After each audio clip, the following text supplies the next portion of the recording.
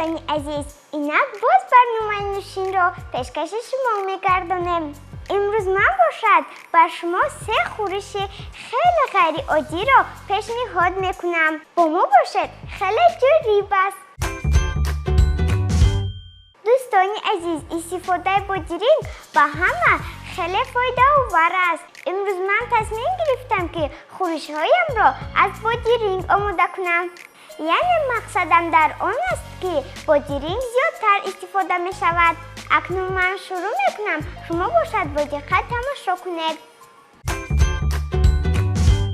نگفته نمانم که دوستان عزیز، شما سبزیجات یا میوه خوردن میخواهید، البته آنها را شسته بخورید. شستن میوه و سبزیجات ها را هرگز فراموش نکنید. مخصوصا در تابستان میوه و سبزیجات خیلی بسیار هستند. آنها را شسته بخورید. تازه شستن میوه و سبزیجات را هرگز فراموش نکنید.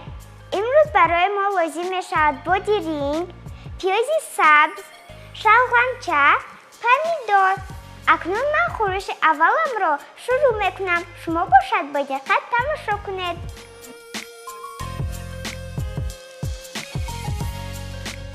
امروز من کوشش کردم که به شما خورش‌های آسان‌کک آموزم.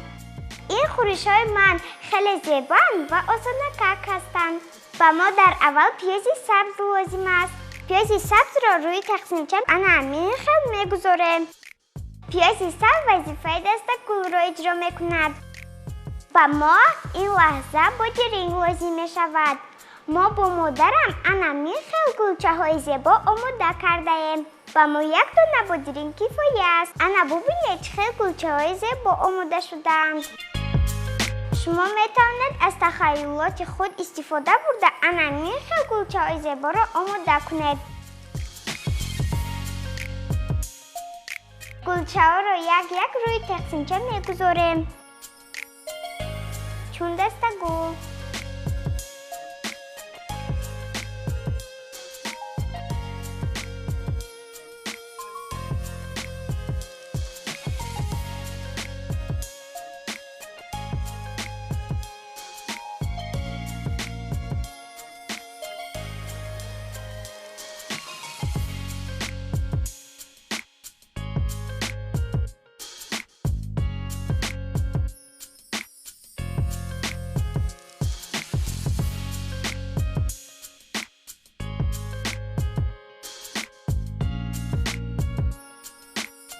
همینطور ببینید خیلی دوستان زیبا شد.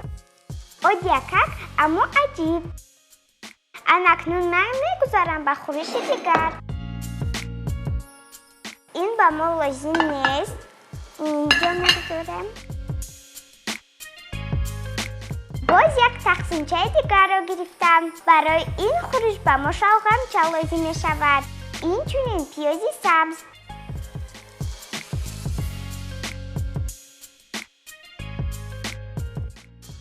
پیاز سبز را همینطور روی تقسیمچه میگذارم.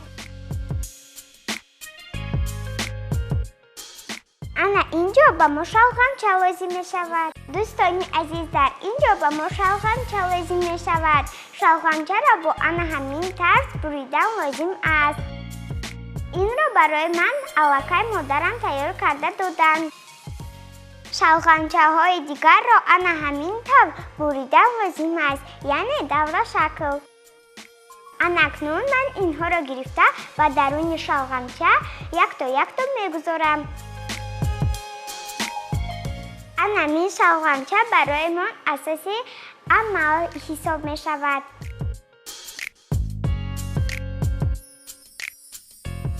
اینهایش را باشد در گردش می چسبانم.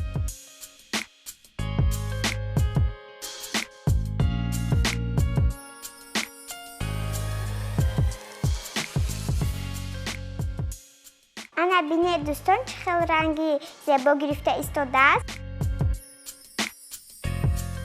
این را بینید گلچه که عادی‌کک زیبا شد. من این گل را آماده کردم. دوستان عزیز، اینهایش را باشد من پیشکی آماده کردم. آنها را برای تقسیمچه میگذارم. سبب پیشکی آماده کردن من این است که وقت را زیاد نگیرم. انا اکنون اینها را روی تخت گذاشتم. ببینید چه خیلی زیبا شد. انا این خورش من هم تیار شد. انا اکنون من میگذارم به خورش سیوم. برای خورش سیوم هم تقسیمچه دیگر لازم می شود. در اینجا هم به ما پیاز سبز لازم است. نگفته نمونم که پیاز سبز هم برای ما خیلی فایده ناک است. در ترکیب پیاز سبز یاد بسیار است. اگر ما او را زود استعمال کنیم تیز کلون نکک می شویم.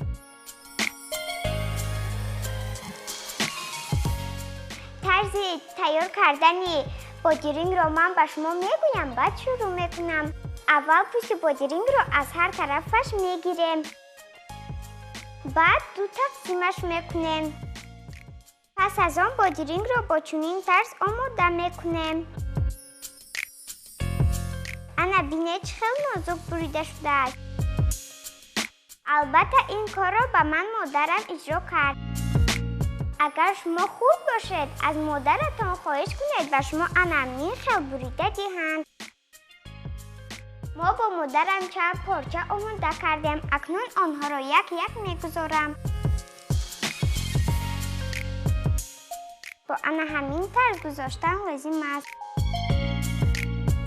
من با مادرم 1 پارچه آماده کردم. اکنون آنها را یک یک میگذارم.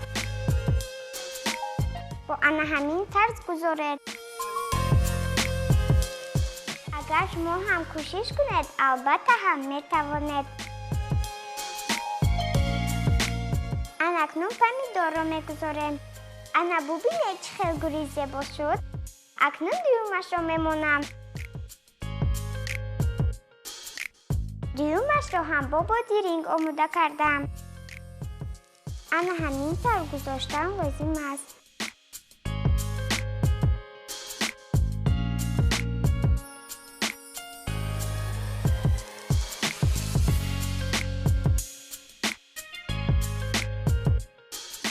انا اکنون پمیدور را میگذاریم. برگ‌های بادرنگ ها را با شلغمچه آرام می‌دهیم. شلغمچه را با آن همین طرز آماده کنید. خوب اکنون همه اینها را زیر بادرنگ ها می‌گذاریم.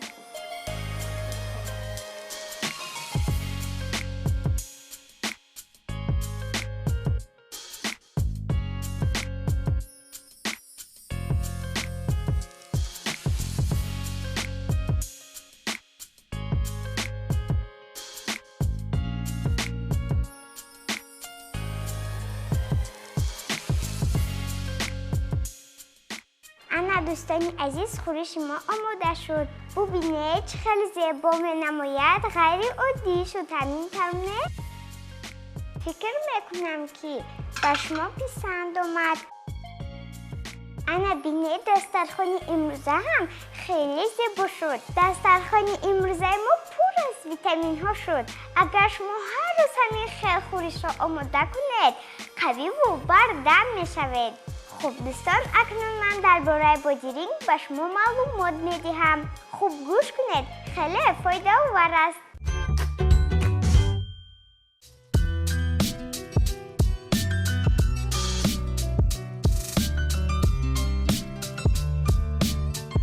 در ترکیب بادرنگ 97% آب، 55% قند، 11% روغن، مقدار کمی سفیده، کیسلوته‌های ارگانیکی، ویتامین‌های B1، B2، B6، PP و ویتامین C دارد. اینچنین در ترکیبش عنصرهای ارگانیکی، کالی، کلسیم، ناتری و فسفر موجود است. بادرنگ خاصیت‌های شفایی را نیز دارد.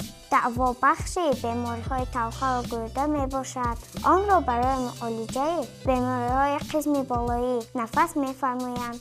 طب معاصر بادرنگ را همچون غذای پرهیزی توصیه می‌کند. بادرنگ تر و تازه برای خوب گشتن مقاومت بدن کودکان خیلی فایده کلان دارد.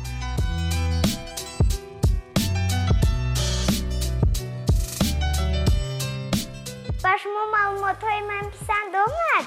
باوری دارم که به شما پسند آمد. از این مصلحت‌ها استفاده می‌برید. خیر دوستان، تا برنامه‌های آینده در برنامه نوشین.